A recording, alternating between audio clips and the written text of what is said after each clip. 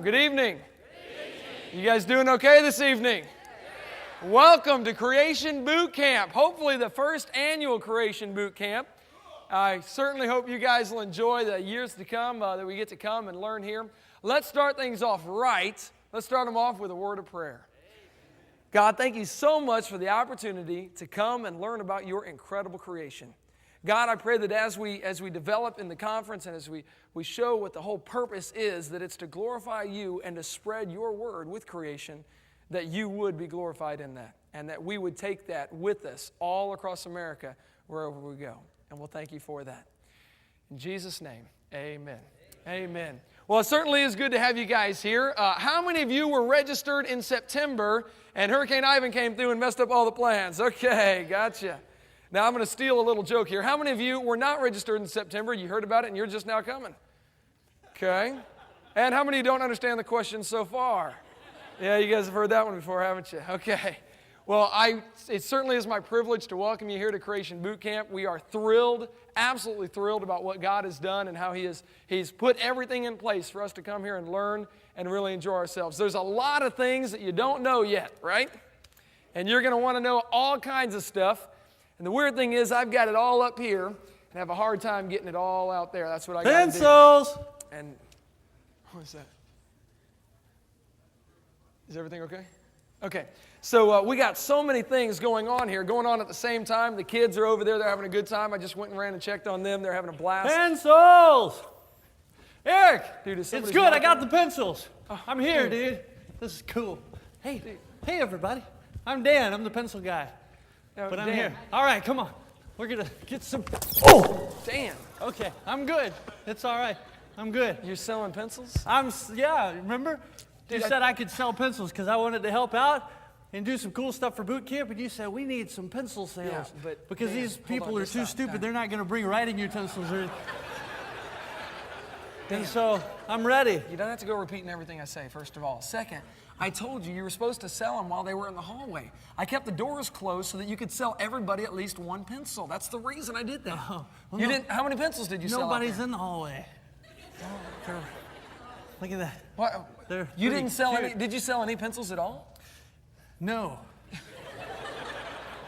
Did you use the technique that I gave you? That whole technique that I gave you to really sell pencils? The bold pencils. Yeah. That's. I got that. Don't take no pencils. for an answer. You remember that? No, don't take no for an answer. Yeah, you're supposed to sell those pencils. All right. You want to buy a pencil? Did you tell them how much they were out there? No. No? Do you remember how much they were? No. Well, Dan, they're 2 for a nickel, okay? 2 for a nickel. 2 for a nickel. That's a good idea. 2 okay. for a nickel. Yeah. Or 3 for a dime. Okay. Yeah, we could do that too. Good deal. Sell more of those if you would, please. Right. So, if you would please sell those afterwards. We're trying to get started with our conference here, and things are kind of already underway, so it's kind of too late to sell them. So you don't want pencils now. I don't need them now. I want you to remember how to sell them. Afterwards, they need to buy pencils. Okay. So, hang on just a second, Dan. Hang on. Whoa, Dan. You. First of all, I'm sorry, just give me 1 second. I just want you to make sure you remember how to sell them, okay? Okay. Practice on me real quick, okay? Practice on you? Yeah, just practice real quick. Right here? Try to sell me a pencil. People right, are looking. ready, and mark, set, go. Sell me a pencil. Pencils! Okay, a little too strong, but that's okay, yeah. Okay. I've been working out. All right. How much are they? 2 for a nickel. Okay. Or 3 for a dime. That's great. Whatever you want. You want to buy a pencil? No, I don't need a pencil. Thanks, I appreciate it. Don't. Okay. All right, then I'm going to go back outside. Well, Dan, hold on. The first thing I told you is don't give up. You got to sell the pencils. You just gave up on me. But you said you didn't want pencils. Well, everybody's going to say that to you. People have been saying that to you all your life, man. The girls have been saying that to you forever. You got to really sell these things, okay? Right. Okay. You got to tell them how much they are. Also tell them what kind they are. Tell them what kind of pencils they are, okay? What kind of pencils do you have? They're the best kind. Okay. Well, hey, that'll work. I keep them in my special jar on the counter. Right. The best pencils right there. Right. And these are okay. camouflage. So I almost they're couldn't 2 find for a them nickel, 3 for a in. dime. And then they're the best kind of pencils. Use that to sell them. Try to sell one to me again real quick. Go over there. Sell me a pencil. I'm standing in the hallway waiting to get in. It's very exciting. Okay. Boot camp's about to start. I haven't brought anything to write with. I need to buy a pencil. Go. Pencils! Huh? A little too strong. Hey, yes, they are. 2 for a nickel, 3 for a dime. Oh, really? Yeah. What kind are they? Oh, these are the best kind of pencils. Interesting. The best kind. They're good. So do you want to buy one? No, I don't think I need one. Right. Yeah, I don't think I need one. See, well, you could buy a pencil now, and then maybe later you could buy some more. No. And thank you, though, but no, I don't need a pencil. Okay. All right, then I'll just go back out. Oh, Dan, wait, stop. Don't. You just gave up on me again. Well, I told me you didn't want to. The first rule, don't give up. We've got to sell these. Okay. I mean, we let people in here practically for free. We got to make some money somehow, and that's the ticket right there, okay? Right. Hey, also remember, tell them, if they don't buy them, somebody else will. Right. Tell them if that. somebody else doesn't buy them, I will. Want to. Yes. No. Right. Tell them if they don't buy them, somebody else will. That's going to make them want to buy them. Somebody else will. Yeah. Right. Okay, you got it? So try to sell me the pencil. Remember, don't give up. Don't give up. Want to sell you a pencil again? You're going to sell me a pencil. Okay. Don't give up. Then, if I'm really good, you'll buy one. Tell me how much they are. I will. If you're good, I'll buy one. Right. Tell me how much they are. Then you're going to tell me what kind they are, and you're going to tell me why I should buy them, okay? That's right, I will. Okay, all right, let's try it one more time. One more time here, real quick. Just take a second. Okay. Okay, ready? I need to buy a pencil. I'm out in the hallway waiting. Gosh, why are they keeping the doors closed? Go! Pencils! Whoa. 2 for a nickel, 3 for a dime. Really? That's right. They're the best kind. They're the best kind? They're the best kind. Yeah. Yes. Huh? All right, why should I buy one? If you don't, somebody else will. Well, I appreciate it. Did I do it good? You're going to buy a pencil. No, we actually really do have to get the conference going, and we're actually wasting Dennis Swift's time right now, so we really do need to get started, okay? Well, you said. All right, so. No, we really are. I can't buy them, okay? So I should really go. I shouldn't stay. Oh, you're talking about the whole don't take no for an answer thing? Yeah. Yeah, no, I'm really done. I'm I'll tell you what, this. let's let you try to sell one to somebody in here. We need somebody to buy a pencil right there on the corner. Go sell him a pencil. Just try to sell him a pencil. The dumb-looking guy right there? Yep, right there. Go sell him a pencil. You can do it, all right? All right. Don't forget, don't give up. Don't give up. 2 for a nickel, 3 for a dime. They're the best kind, and if he doesn't, somebody else will. Right. All right? Okay. Ready? Mark, set, go. Go sell those pencils. Go sell those pencils. Ooh. Pencils! Oh! What are you doing? Do you know how much this was? 2 for a nickel, 3 for a dime. Oh, no, it was a lot more than that. Do you know what kind of book this was? They're the best kind. Well, yeah, it was the best kind for boot camp. You know what? I'm gonna beat you up. Hey, if you don't, somebody else will. Yeah, well, I'm going to. Come here. What are you doing? Come here. Get over here. Oh, try that on for size. Oh, yeah. Yeah, how's that? Oh, goodness. Oh, man. Oh. Live from Pensacola, it's Creation Boot Camp. Oh, come here, you pencil geek. Woo, come here. I'm going to get you. Oh, yeah. Oh.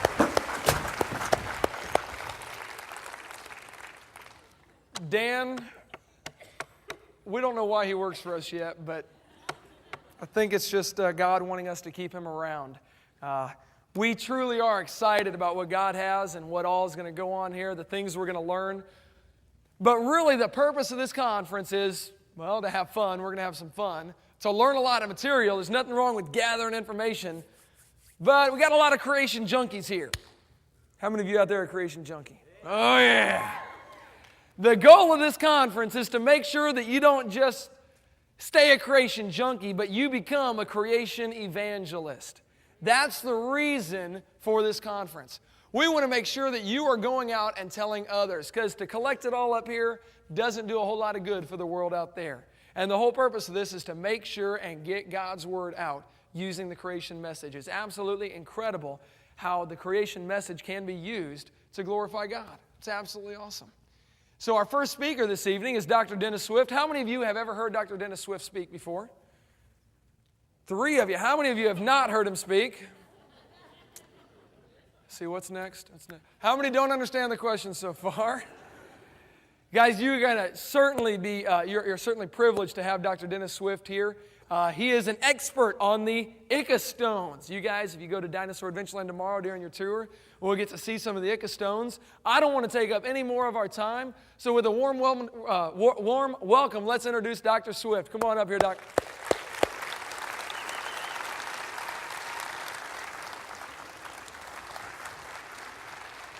Thank you for being here. Good. How many of you are here? How many of you are not here? Oh, several of you are not here. Some of you are here, but you're not all there. Well, we've got a good group here tonight. People just seem to enjoy a crowd. Have you noticed that? The bigger the crowd, the more people show up for it. You have a small crowd, nobody shows up. They say cleanliness is next to godliness. Why do they say cleanliness is next to godliness? I looked it up in the dictionary. Cleanliness is next to claustrophobia. Godliness is next to goggles. Well, that's what they taught me in seminary, to look at things in such a way that other people had not put them together in the same way. My friends say I have a massive gift for the elaboration of the obvious. For instance, why do cowboys wear two spurs? If one side of the horse goes, the other side does too. What makes Teflon stick to the bottom of the pan? And when yogurt goes bad, how can you tell? Why do they call it a fast when it goes so slow? And do you have to brush your teeth during a fast? I was thinking the other day, why do they call them buildings when they're done building them? Why not builts or crumblings? You know, I live in that crumbling over there.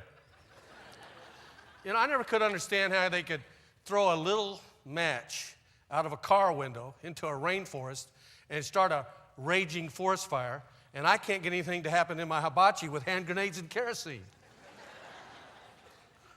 Well, I was thinking the other day, if your knees bent the other way, what would a chair look like?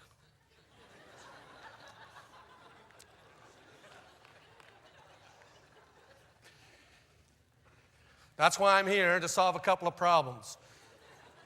Why do dinosaurs live with man in the Nazca lines of southern Peru? From outer space, there are three things that you can see, the astronauts say. One is the Great Wall of China. Secondly is the Luxor Hotel in Las Vegas, Nevada. And the third is the Nazca lines in southern Peru. Are we coming through up there? Can you see that yet? There we go. This is the Nazca lines right up here. Well, my pointer's not reaching. The Nazca lines is one of Earth's last great mysteries. Indeed, they've been called archaeology's most baffling enigma. This peculiar art gallery was done by the ancient Nazcans from 300 BC to 800 AD. It is the use of the Earth's crust as a colossal art canvas, as a gigantic sketch pad. This dramatic doodling pad is of dramatic dimensions. In fact, it's 850 square miles, 37 miles long, and 20 miles wide in the southern Peruvian desert. You can see the line stretching across there. In fact, the lines are laser straight. They follow perfectly the curvature of the earth. The longest line is 15 miles. It is laid out in arrow accuracy. There are more than 1,300 triangles, trapezoids, rectangles, zigzags, spirals in a geometric melange, an extraordinary spectacle of stupendous proportions. The lines, when they come to a mountain, they stop, and then they proceed exactly on the other side in a linear path. They were done by the Nazcans, as I said, between 300 BC and 800 AD. As they are using the Earth's skin as this humongous Etch-a-Sketch pad, they did on the desert an exotic parade of animals. They are of colossal proportions. We have a whale that is 100 meters, the length of a football field. We have the hummingbird here that's of 640 meters on a plateau, more than 2 football fields length. A pelican of 900 meters, 3 football fields in length. And you have to fly over them from the air to look down at about 1,000 feet to see them. Here's the proportions of the hummingbird, which was the ancient Incas' messenger to the gods, and a 747 airplane in comparison. This is indeed a scientific mystery. Who were the Nazcans? The Nazcans were pre-Columbian Indians and inhabited the Atacama Desert. And they were with the Ica before the Incas, INCA, the Tiahuanacos, the Wari, the Mochi, many other Indian tribes. Just like in the Bible, you have the Hittites and the Amorites and the Pezerites and the Termites and all the different groups. They wore a kaleidoscopic costume of colors, brightly arrayed. They were very Asiatic looking, like modern people from Mongolia would look like. One of the vases we found down there had all 4 races of people, the different people's faces on there, black and red and yellow and white. And at Tiahuanaco, the great civilization up in the Andes outside of La Paz, Bolivia, they have in the courtyard of Tiahuanaco stone faces of the Celtic-like people, of Amara Indians, of Negroid people, and Europeans. Long before Columbus ever arrived in America, they were aware of the different nationalities. Now, I'm not going to try to solve all the mysteries about the Nazca lines, but Eric von Däniken postulated that they were alien airfields, that ancient astronauts came down, constructed these airfields, and that God was an ancient astronaut and the Saucerine people came down and constructed these airfields. Well, my favorite theological word for that is baloney. That's not how it happened. The Nazcans were highly advanced people, and technologically they laid these lines out. But the question is, did they glide over the lines? There was reports when the conquistadors came, the monks with Pizarro mentioned that in the 1540s that they saw the Incas gliding over the jungles in glider-like things, apparatus. Then Antonio Calancha, who was a friar in 1638 in his book, The Civilization of Peru, he writes that they also talked about the Incas having these apparatus where they could fly like birds, and from out of the Andes, what a trip would take several days, they could do in a few minutes. Is it possible that they could glide? Or is that just a mythological construct? I searched through thousands of vases in the Peruvian museums and come across this one. Is a Mochi vase. The Mochi people from the northern part of Peru from about 300 AD to about 800 AD. This vase is 600 AD. Do you look at that? That's incredible. Can you see it clearly? Look at those wings outside. He got his hand on a strap, like on right here. He's in the posture of flying like this. And in the National Aeronautical Museum of Peru, they have a vicus vase of a guy who's flying as the first example of early flight. The monks, the priests in the 1570s down in Mexico, they also recorded that the Aztecs constructed flying type apparatus out of stork feathers and other things where they could glide for a ways. And the Polish archaeologist, Professor Tannenbaum, 1934, excavating out of Tiahuanaco ruins in Mexico, he found a rock. Engraved on that stone was an Aztec with these wings like. Is it possible? It may be. I actually took this vase out of the museum cabinet and held it there, this vase from about 600 AD, and was allowed to take photographs of it. Make sure you hit the target if you're flying. Now, when all of these animals, geoglyphs that are carved on the desert, I was flying over there in a small airplane, and they would open up the windows at 65 miles an hour. You could almost get sucked out. At that speed, you could be going to a downdraft and crash on the desert. But if you'll look here, you will see that there's a man and 2 animals. The animals are dinosaur-like. One of them looks like a Pachycephalosaurus, and on that is about 60 meters long. See that? The next one, as we're flying over, like Calvin and Hobbes. We look down, and here is a dinosaur neck, and covering over the ridge of a mountain, maybe 100 meters. There's two others that we've discovered down there. It's a fact of such archaeological significance that a year ago in the summer, the National Congress of Peru had a meeting in the Nazca to discuss these discoveries, not the main lines, the Nazca lines, just above on Rio Palpa, Nazca. A National Geographic film crew that I was with down there, we were standing overlooking some of the Nazca lines, and the head archaeologist was discussing this, and he called it the Dennis theory, that dinosaurs and man had to live together. And he said, I believe it has to be true because the Nazcans drew the animals they were familiar with. Now, this is all going to tie together tonight. Is anybody out there still breathing? Oh, that's good. You know, because every Sunday I have 30 minutes to wake the dead at the church. So I want you to stick with me a little bit because this will all tie together with the Ica stones in a minute. Now, this is Paracas. It looks like 200,000 square miles of kitty litter. The Atacama Desert, this is only about 100 miles from the Nazca lines. All of the Atacama Desert is so devoid of plant life. There's absolutely almost no measurable moisture. It's the driest place on the planet. And consequently, down by Paracas, there is the candelabra. Now, Eric von Daniken said that this was a beacon guiding the ETs, extraterrestrials, to Nazca lines. If it is a beacon, they got several problems. Why would the ancient astronauts need a primitive thing on the side of a sand dune 68 stories high to show them the way?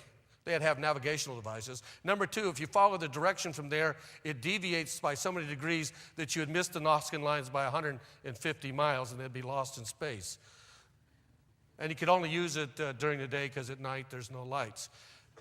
This is really a breathtaking magnitude when you look into Paracas Bay and look up at that 68-story candelabra. Some people try to say it's a trident. Well, really, I think I have solved the mystery of this. It is really a plant from the jungle. Look at it closely. You'll see the pods and so forth on the sides. And they drew a plant from the Amazon, maybe in hopes that it would grow there someday, that it would rain. Now, on the Paracas Peninsula, there was a discovery made in the 1990s that I was alerted to, and I went down there. And you will see here in this rock, if you look closely, there's a human skull, white. Next to it is a skull in the stone. Can you see that? That stone in the skull, and there's clams inside of this stone, and there's a turtle there that's fossilized that's supposed to be extinct about 150 million years ago. So I brought a team down there, Don Patton and Dave McQueen, and we researched it, but now it has been vandalized. It's been taken away. This report was given at the Geological Society of America in 1997 in Salt Lake City at the Salt Palace, and the secular geologists just snickered when we started to present this, and then when the evidence was presented, they lapsed into a profound and prolonged silence without an answer. And this is reported in the abstract of the Geological Society of America in 1997. Now, on the Nazca Desert, there is this figure of a spider. The spider is 150 feet long, 46 meters. It is one continuous line of 1 1/2 miles. What is incredible about the spider is, if you'll notice, the third leg up there is extended. Also, it has no eyes. What's so important about that? It is the rarest of all spiders, the Rickenella species, that's less than 1/10, about 1/8 to 1/10 of an inch. It's barely detectable by the human eye, but during reproduction, it extends the third leg. And at the end, the tip of it is a spermophore. And they're about 1,000 miles away in the Amazon in caves, and they are sightless. We did not know this until 1959. With the use of a high-powered microscope, they were able to see for the first time the extension of the third leg. The Nazcans, in order to draw this, must have had some way of seeing this phenomenon. I'm saying to you, that's nothing short of startling.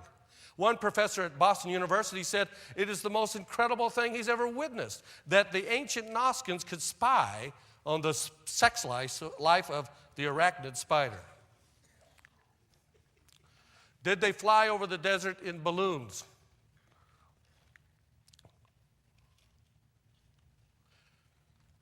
Jim Woodman and Julian Knott went down to Nazca, and they found fabric.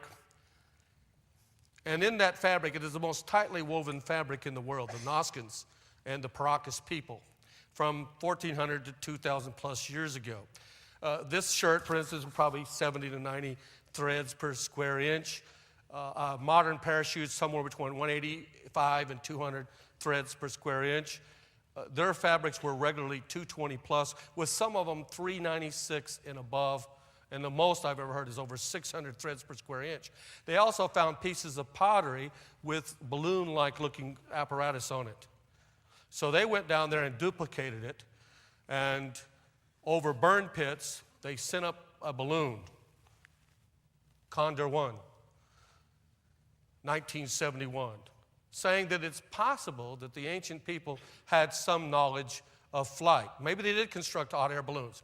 There was a Spanish priest in the 1600s that was in the jungles of the Amazon of Brazil, and he witnessed that the natives, they made hot air balloons, little hot air balloons.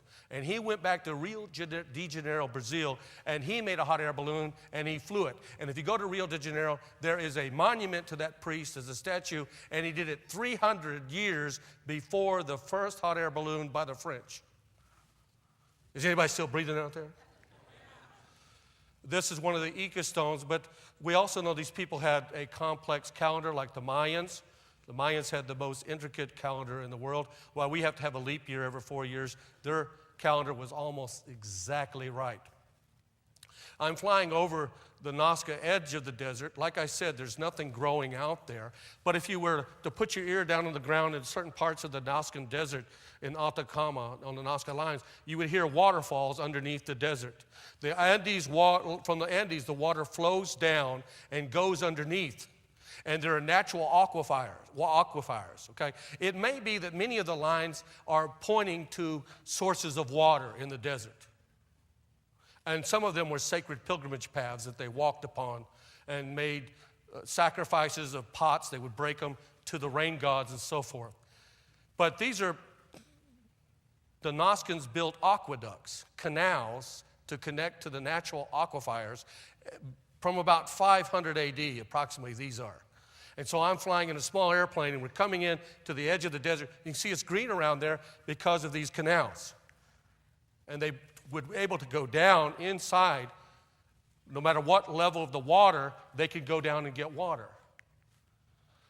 The Chamu people and the Nazcans had the most advanced hydraulic engineering. It was the American U.S. Army Corps of Engineers. It wasn't until the 1960s that they could make canals as intricate as they could.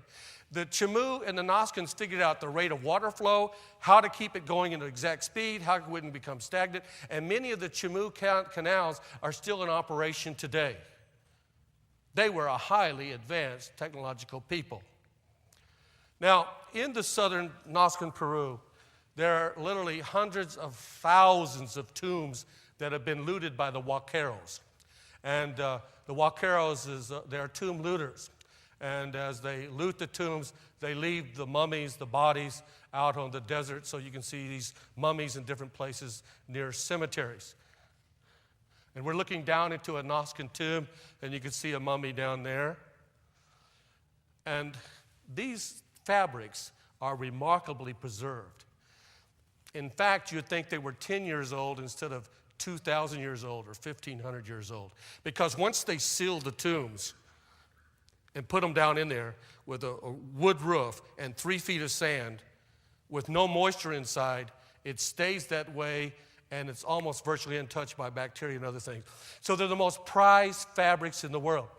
Go on the internet and look it up, and you'll see that people pay tens of thousands or even hundreds of thousands of dollars for Paracas and Nazcan fabrics.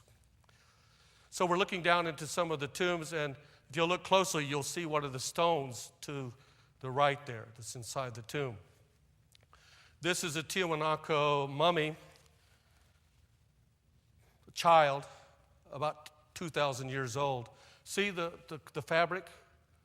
In fact, when you open up some of the tombs, You see crouching corpses staring back at you.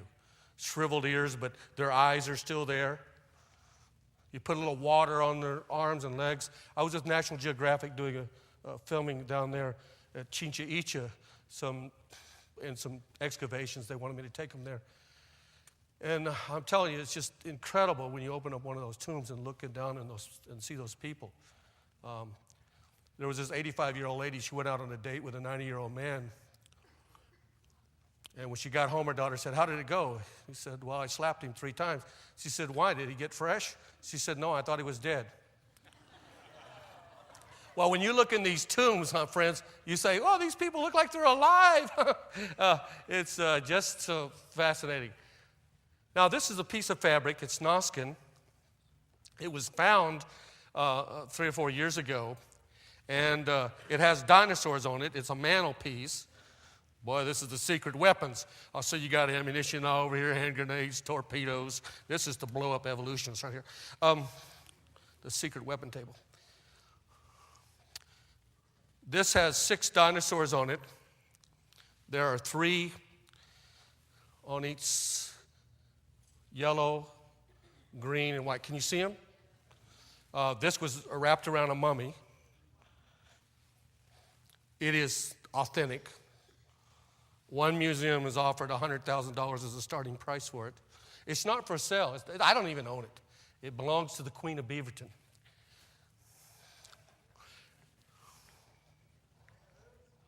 The Queen of Beaverton. No, it does belong to the Queen of Beaverton. Yeah. Hello out there. Is anybody, you haven't heard of the Queen of Beaverton? Okay, good. You see this fabric? Here's another one we got in 98. It also has a dinosaur-like image. Now, this is going to tie together. You have the Nazca lines all together, Paracas Peninsula, the Nazcan tombs, and the Ica stones. This is Dr. Javier Cabrera and the Ica stone collection in Ica. There are over 11,000 plus stones. I met him several years ago, and while I was there, I was trying to acquire a stone. He would not sell one at the time. And he showed me pictures. He sent a giant stone to the Queen of Spain. He sent another stone to the Queen of Sweden. He sent a stone to Shirley MacLaine. And I said, "Well, you haven't given one to the Queen of Beaverton." And he said, "Well, who's the Queen of Beaverton?" I said, "My wife." And he said, "By all means, she shall have a stone." That's how I acquired the first stone. Well, these 11,000 stones plus stones, many people try to dismiss them and say, well, they all came from Cabrera. First of all, let me say, in 1535, a Father Simeon traveling with Pizarro during the Ica province, he's the first one to note the strange engraved stones of Ica in 1535.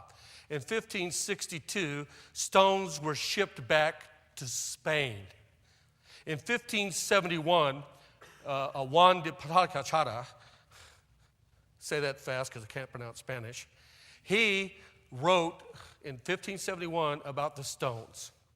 In 1941, the famous archaeologist Jose Tello, unrivaled as the best of all Peruvian archaeologists, world renowned, he found an engraved stone beaker with animals on it in 1941. In 1904, Dom Pedro Cabrera found a stone. Now, among this collection of stones, this is a museum that scares scientists because in the collection there are stones of dinosaurs and man together, dinosaurs in combat with man, dinosaurs standing alone. There is also incredible brain surgeries, heart surgeries, cesarean sections. There's telescopes and other things. All kinds of images on the stones that people say that's preposterous, it's ludicrous, that cannot be true because ancient men did not have those. Some of the stones have the condor and the monkey and the spider, just like the Nazcan lines. Now here we have one of the stones with a warrior-type Ica person. Now the reason why they're called Ica stones is because there were ancient Indians called Ica from about 200 BC to 1200 AD approximately.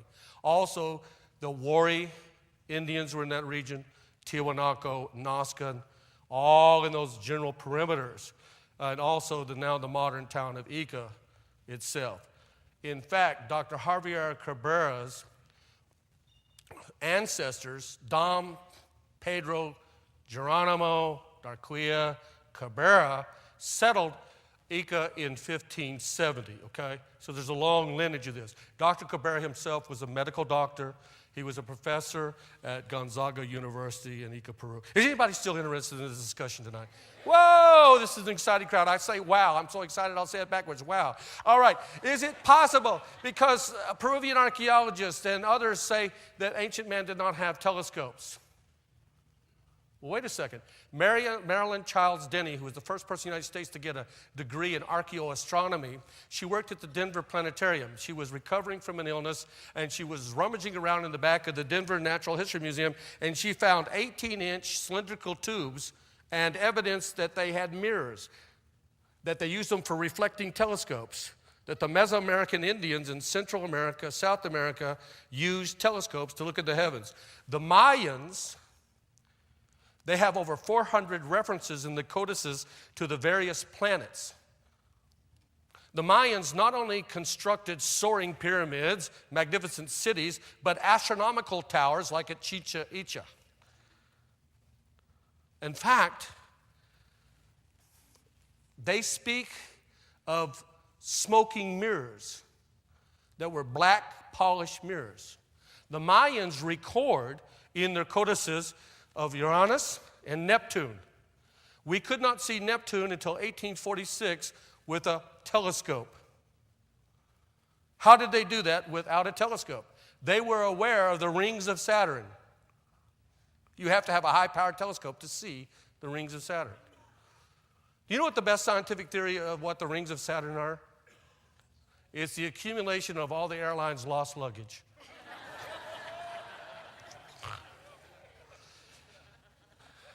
I was in the airport the other day. I said, can you send this piece of luggage to Denver and this piece of luggage to Honolulu? They said, no, we can't do that. I said, why not? You did it last week.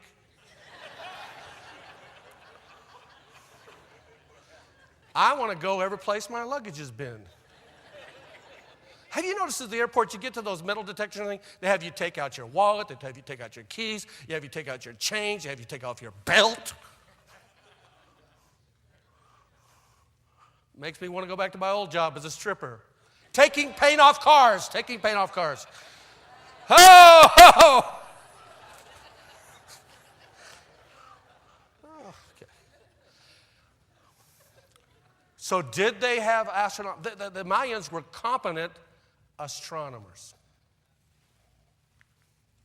Galileo, if there's any Italians here tonight, did not invent the telescope. In fact, Chinese Emperor Chang in 2283 BC, he arranged lenses, optical lenses, to gaze at the planets. The Carthaginians in the 4th century BC, in the excavations in 1869, you see, there is a bias, folks. You know what? We are so conceited. We believe that just a few thousand years ago, our ancestors were cowering in caves, beetle-browed, bow-legged, barrel-chested, hairy-backed brutes, club-carrying, peanut-brained, drooling, knuckle-dragging savages. And that we, bionic-brained moderns, are the latest and greatest. And they were mental morons in comparison. And because of that bias, we don't always look at the evidence. So we see here that there's ample evidence, even though about 98% of the ancient literature has been lost, in the 2% we find various references to the use of telescopes. And here is the Carthaginians used it for military purposes in about the 4th BC. They spied on the enemy using, they called it a dystrophy, a kind of telescopic device. Here we have at the Athens Museum a piece of pottery with a Greek person on it looking through what else? A telescope. Strabo in 28 AD, in his journeys into the world, he talks about looking through these devices that could expand and he could see the coastline of Spain. Roger Bacon in the 13th century notes that he invented a telescope. He refers to earlier references of Caesar when the Romans were going to invade Kent, England, that they looked across the English Channel over 20 miles and could see what was going on over there. And secular archaeologists laughed at that, they scoffed at that, they lampooned it. And now we have found lots of Roman lenses at the Temple of Artemis, for instance, in Turkey and in other locations. The Vikings had telescopic devices. Now, at Gottkub Island, some Swedish archaeologists have found over 300 lenses. And these lenses are elliptical, with almost perfect precision. There is a process, I call it toroidal, I think it's called a process, that we did not develop until about 1900 to 1920, where you use a lathe and can you make elliptical lenses. This is those kind of elliptical lenses.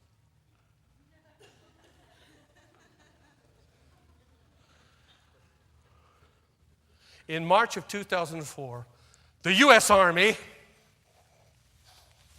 got a tip that Saddam Hussein was hiding proton torpedoes, weapons of mass destruction near Babylon, the ancient city. They began to excavate. And as they were excavating, they found weapons. Did you know that? Yes. Swords, spears from 750 BC. As they dug deeper, they found an astronomical tower from 600 BC along the other side. And there's a parabolic mirror that was polished. It has a truss tool, an azimuth mount. It's not a reflecting, but it's a refractor telescope, almost 2,000 years before Newton developed such a telescope. They have all these cuneiform. It's in my book that's coming out soon. Soon. And all the cuneiform texts that they're now deciphering, they found that every 90 years they were studying the planets and trying to figure out the observed circulation, motion, and so forth. What was Daniel? He was in Babylon, right? What were the Magi? Many of them were astronomers. Intelligent group here tonight. Now, the magnifying glass. This is an Inca stone. And people say, oh, they didn't have. Well, what about the spider? How did they see the spider? I found a text in the 1540s when the Spanish conquistadors came and conquering the Incas. You know what they discovered? They mentioned this in some of the old texts. They mentioned that the Inca people had these concave cups on their bracelets, and they would focus them, and the sun would start fires.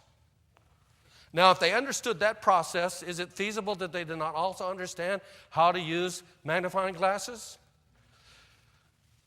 You're seeing this the first time here tonight. Many of the scoffers and the critics will say, absolutely not. There is no evidence of anybody else finding any of these stones in tombs. Well, Piazza Acerto, who was the director of the Regional Museum of Ica, he is a Peruvian archaeologist. He was the director from 1963 to 1968 in independent excavations and an official with Alberto Calvo and Ocahaje in Nazcan and Tiwanaku and Ica tombs. He found stones. He found a stone of a five-toed llama. I've had it translated from the Spanish. And also a species of this fish that was supposed to be extinct over 100 million years ago. Now we're looking into a Nazcan tomb.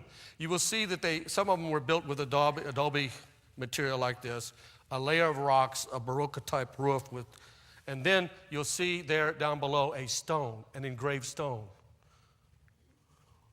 It has a dinosaur and a man on it. This stone was found just a few years ago.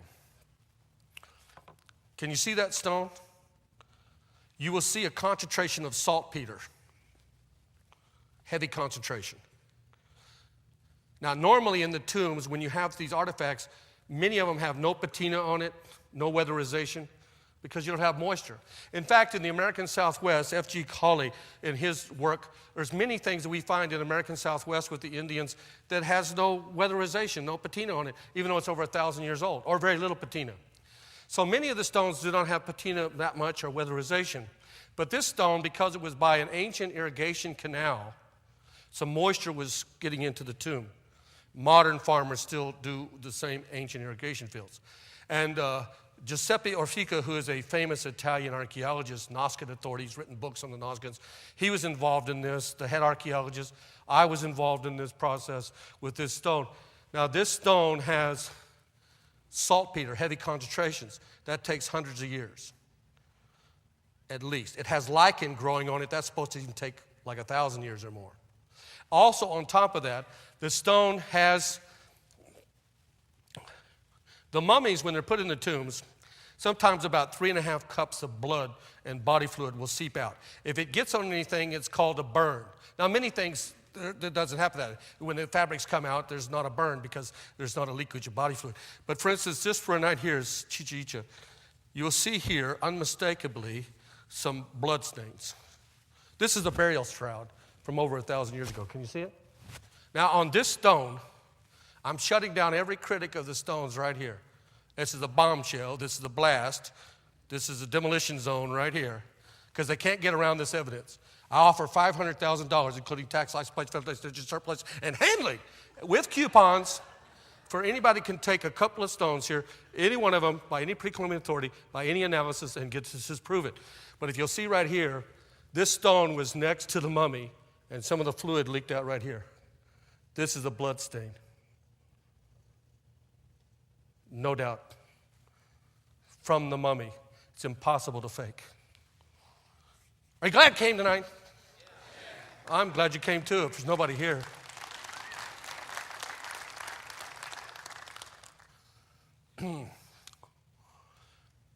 It's like this guy was always falling asleep in church, and the pastor one Sunday, while he was sleeping, he said, "Everybody wants to go to heaven. Stand up." Everybody stood up. The guy was still sleeping. Real quiet, he said, "No, sit back down." And then he shouted, "Now everybody who wants to go to hell, stand to your feet." The guy stood up, and he looked up and said, "I don't know what we're voting for, Pastor, but it looks like you and me are the only ones for it." In China, you know, when people got tired, they would stand up. When everybody was standing up, they'd go home. You're not tired yet, are you? All right. This is the microscopic analysis of that stone. You can see the weatherization, the patina. Here's one of the images. There's 2 dinosaurs on it. Dermal spines. The graphic there that you see, the little indentations are just the way, the pattern of what a dinosaur might look like. Now, this is upside down, but in the Cabrera Museum, there are petrified poles, like totem poles. And on this one, there's a couple of them that have dinosaurs on it. They're rock hard. They're over 1,000 years old. Brain surgery. Some of the stones depict an operation with the people laying down, a surgeon taking different tools and operating on the brain. Fay Marley in Science News, November 1966, page 266, says that long before Columbus arrived in the Americas, medicine men in Mexico and Peru were forging ahead with brain surgeries, heart surgeries, cesarean sections, amputations, bone transplants, and a host of other things, and treating diseases that are still confounding modern science. R.L. Moody. You know, there are even medical doctors that have looked at these stones and they say, that can't be possible. Why, Dr. Whistlebritches? Because I went to Stanford Medical School. Did you ever study ancient medicine? No, but I know they could not have done that. Well, all right. R.L. Moody, the great paleopathologist, he wrote that it's correct to say that no ancient race of people anywhere in the world developed such a knowledge of surgeries, a vast surgical knowledge, that they attempted amazing surgeries, amputations, excisions, trephining, bandaging, bone transplants, cauterizations, etc. That's pretty impressive, don't you think so? Well, they use bandages as good as gauze, as good as ours. This is from a physician's tomb You know, physicians are always burying their mistakes, so this time we found a physician. This gauze and bandages is from 3 to 500 BC. It's real, it's authentic, and it's soft, it's beautiful. I mean, it's decayed a little bit, the colorization. Isn't that amazing? And they use gauze and bandages. I probably have the finest collection of pre-Columbian medical instruments in the world. Here we have tummies, bronze, needles, and so forth, obsidian knives, different tools that they perform the surgeries with. This one has a wafer-thin obsidian blade. National Geographic, back in September of 1981, did an article on these kind of obsidian knives, and they said that the obsidian knives used by the ancient surgeons, when you look under a microscope at 10,000 magnification, they are sharp, keen, no pits. But modern surgical steel scalpels have little pits and dents in them. In fact, Donald Crabtree, an anthropologist, when he had open heart surgery, asked for these kind of instruments to be used because, and they were, obsidian knives, because it left less bruising of the tissue. And it healed faster. I'm not saying they surpassed us in every way, but in some ways they were quite astute and knowledgeable. So this does not discount the authenticity of the Nazca stones, the Ica stone. Trephining, where they open it up for surgeries. In the mummies at Cusco, we find evidence of surgical sutures right here. And we know that somewhere between 60 to 82% of the patients lived based on the healing right around the outside. European doctors, when they first saw this, came over in the 1860s, and many modern people said that can't be because they did not have such a success rate. At Paracas, 46% of the skulls we find have trephining. There were many battle wounds. There's also some evidence that when you do this and leave at least one hole, that it increases your knowledge, atmospheric pressure. I'm not an expert on this, okay? You know what this is? It's an airhead refueling, okay. I don't know. But they did have some real amazing knowledge. Here's another guy.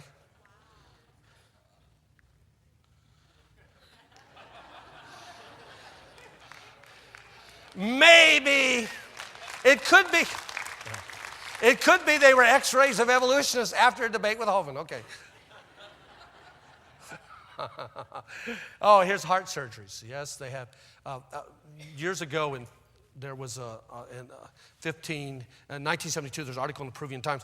They said, wow, there's these cardiac surgeries and everything, and they're so intricate and all this. Well, we're not doing those kind of surgeries. This was 1972. We're doing those kind of surgeries today. The Marbajan expedition to Turkmenistan in 1960s, they found in Central Asia and Turkmenistan Neanderthal skeletons. And the official report, the USSR Academy of Science, 8 of the skeletons gave undeniable evidence of open heart surgery. They went through the cardiac window, they used forceps, pushed it open, and that they healed because there's bony, fibrous tissue deposits on the outside.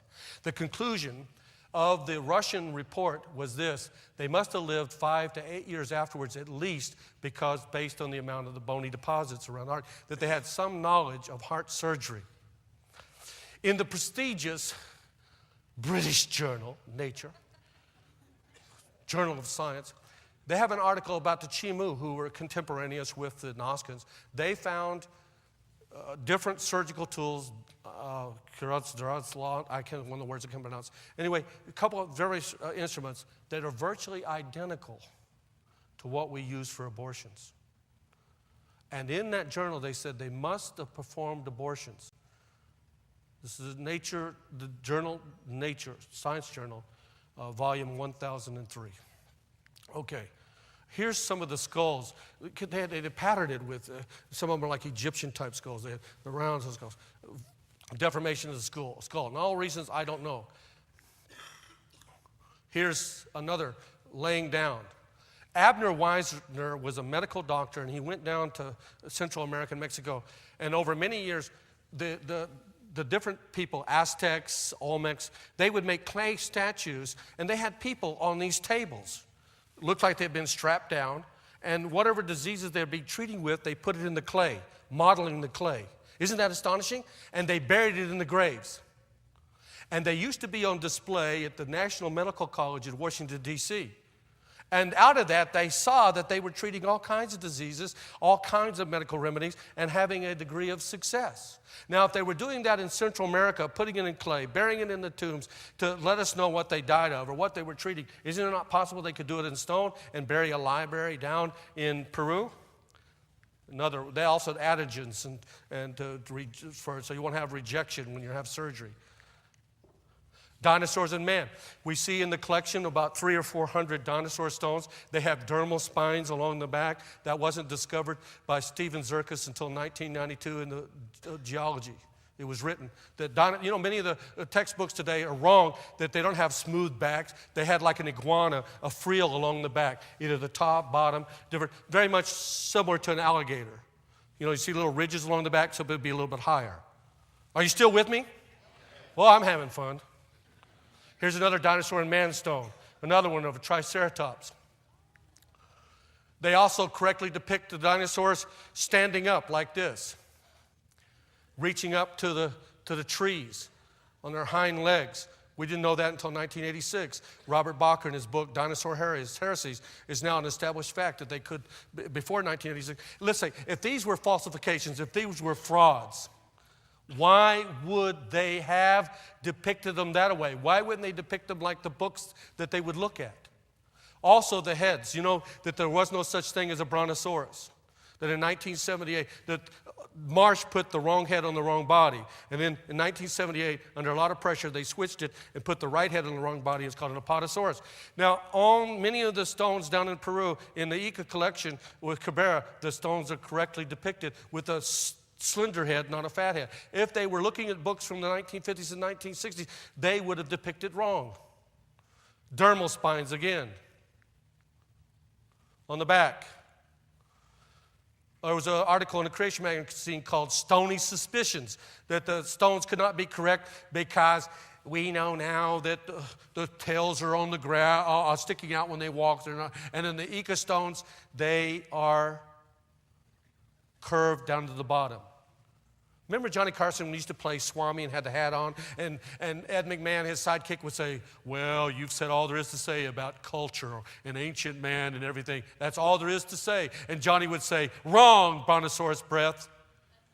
Well, wrong, Brontosaurus breath, because these do have the tail sticking out. This is one of the stones. I'm down there a year ago, and here's the stones with locomotion. They have the dinosaur tail sticking out. I took a USB digital microscope. It looks like a little hairdryer.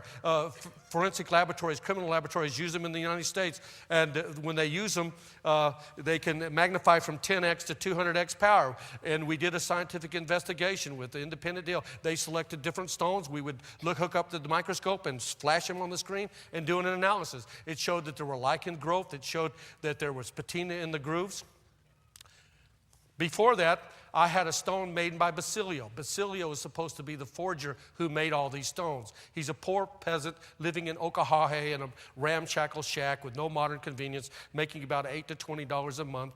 And Basilio, I asked him to make me a stone. It takes about 6 to 8 hours to make a stone. He used a hacksaw blade. Now, he's illiterate. Now, he's deceased, but he was illiterate, had no education. He only knew about one species of dinosaurs, like a Diplodocus. He didn't know about other species of dinosaurs. I had him make me a stone, a Basilio original, a bogus boulder. He used a hacksaw blade, carving it. Took him 6 or 8 hours. He would draw with a lead pencil or a blue ink pen type thing and draw it and then make it. He'd sell it for tourists to make a few bucks. And many people say Basilio is the guy who made all these. Well, it takes him 6 to 8 hours to make one stone, all right? And there's over 11,000 plus stones. If he made the stones at an average of 6 to 8 hours, and believe me, I knew him for a number of years, he'd only make 1 or 2 a month, and many of the stones he'd put a Coke machine next to a dinosaur or a car. He doesn't know about evolution.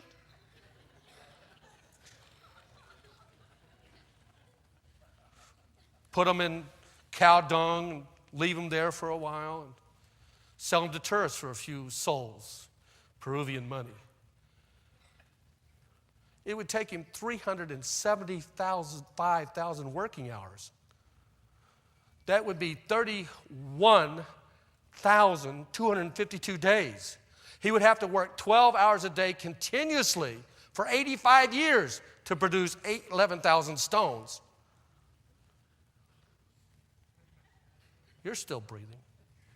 So I had a Basilia stone, I had a Cabrera stone, I had this stone. I took it to independent laboratories for a blind test. I took it to the Mason Optical laboratories. I bluttered that when I insinuated the wrong syllable. I got my nose fixed. Now my tongue doesn't work. What is this clock for? This thing keeps ticking down. I'm afraid I'm going to get blown up. Is there live explosives up here? I took off my watch and discovered I had all the time in the world. You know what it means when I take off my watch? It just gives me more liberty with my arm. Down in the Philippines, when you preach down there, they call the watch the God on your wrist. I don't have a watch. Look, they're worried now. 5 minutes, I can do it. All right, Cabrera Museum, we took it over to the laboratory in Hillsboro. Blind test. It showed unmistakable evidence with Basilio's stone that when you use a hacksaw blade, it'll leave minute bits of metal that you can't see with your eye. When you break the surface, it also, because they're andesite stones, about 5 Mohs on the hardness scale, when you break the surface, it'll leave such a thing under a microscope, stereoscopic, high-powered microscope. They had a $100,000 microscope with video equipment. We looked at it, it would glint back at you, you'd see the quartz. Obvious fake. I mean, they didn't know that, but they wrote up the report. Fake. Cabrera stone had patina in it, had other evidence around it, and the black polish on the outside is not shoe polish for the skeptics, it's tar from Okahahe tar pits south. Just like the Noskins used to use tar as a bonding agent with other chemicals for their weapons. Neil Steedy, who did an analysis to try to disprove them, he took some stones to a laboratory and he found on the stones that it was tar. Also, that the little bits of wood inside that they found were dated up to 2,000 years ago. If you were making them recently, wouldn't you use modern wood? I didn't see any 2,000-year-old trees out there in the desert. They don't have them. All right, the third stone was this stone, heavy weatherization. We took it to a second, Palm Abrasive Laboratories, that does they have $250,000 worth of microscopic equipment. They do aircraft machine parts within 1/1,000,000th of an inch. Triangulation, laser point. We did the blind test again. It showed the Basilio stone was fake. It showed the Cabrera stone, not known to them ahead of time, that it was real based on all the evidence, and that the stone from this tomb was real. I'm doing this because always people say, oh, I know, I saw on the internet, it's fake. I'm showing you unmistakably that there's an ancient core of stones that are real. You see the weatherization here on this microscopic analysis. Ryan Drum, who was an American biologist in 1976, went down to Peru. He got some stones. He came back. He took the stones, went at 30 to 60 power. He said there's no evidence of rotary-powered machines. If you use a rotary-powered tool to carve these things, it'll leave chips. Also, the patina on it showed some degree of antiquity. The Rothschild Mining Company in Lima did studies in 1968. Based on their studies, they saw there was a patina on the weatherization. There was fissures and cracks in some of the stones, a degree of antiquity. Not 40, 100 years old. We can't date them exactly, but hundreds of years old, thousands of years old are the stones. Eric von Däniken did the same thing. He took stones to Sweden, did a laboratory analysis, and the laboratory analysis came back that there was a degree of antiquity to them. This stone shows the green area is some lichen growth. Here is heavy weatherization and patination of the stone. To sum up quickly, I looked through here. Here's the various dates of discoveries. 1571, we've talked about that. 1906, 1941. 1955, Carlos and Pablo Saldi, they were wealthy merchants who had a vineyard out in Okahahe. They had amassed a collection of stones, hundreds of them. Part of the stones went to the Ica Regional Museum. Part of the stones went to Cabrera. Now, I've seen the cocoa collection at the Ica Museum, engraved stones that all of the wise guys, the secular archaeologists and paleontologists say, yes, the cocoa collection is real, but not Cabrera's. Wait a second. You're on the horns of a trilemma, because if you authenticate the cocoa collection, you also authenticate the Cabrera collection, because of some of the very same stones from Pablo and Saldi are there in the same Cabrera collection, identical stones divided up. I've examined the Colca collection. They're the very kind of stones. Also, on one of the Colca stones is a pterosaur. You're awake. How did that get in there? 65 million years old, it's supposed to be extinct 65 million years. All right, Commander Elias at the Naval Museum, they collected stones. The National Aeronautical Museum in Lima has over 400 stones. The flooding of the Ica River in 1961, many, many witnesses. When the Ica River flooded, they found a cache of stones down there, a deposit of stones. Romero gave the first stone in 1966 to Cabrera, and it had a species of extinct fish over 130 million years ago. Javier Cabrera began collecting stones in 66.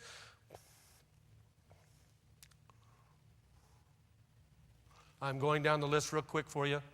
The mining company in Lima, University of Bonn in Germany. Stones were sent away there in 1968. 1969, Franken sent back the report. I've seen copies of the report, and they mentioned that, yes, we have patina, they have oxidation, they have a buildup in the grooves, that there has to be some degree of antiquity. 1973, Joseph Blumrich, who was a NASA scientist who worked on the Jupiter 5 missile and the Saturn project, he also looked at them and examined them and said they had to be authentic. There's an aura of authenticity. Ryan Drum, we mentioned him, Eric von Daniken, Mason Optical Laboratory, Palm Abrasive Laboratory, laser optical USB digital microscopic study. We also did a DNA analysis on material from this stone that was sent to a laboratory just recently. We just got back the report from Dallas, Texas. And in that laboratory report, they cannot prove that we couldn't get the DNA out of it, but we know it is human because some of the hair fibers and some tissue off of the stone. Thank you very much.